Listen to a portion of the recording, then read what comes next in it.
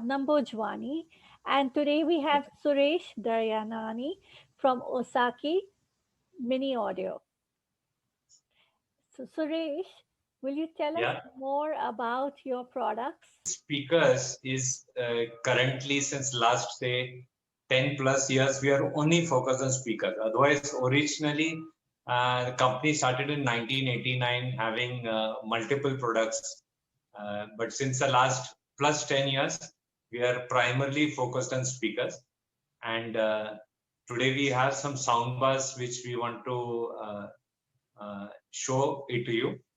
And we are having live sound speakers, devotional speakers, which we call Mantra-Shakti, and soundbars. There are so many different categories of speakers we deal in, and this just kind of summarizes a part of our speakers.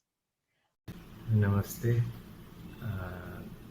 थोड़ा मैं ओसाकी mini audio के बारे में थोड़ा brief करता हूँ। 32 साल पहले ओसाकी जिनके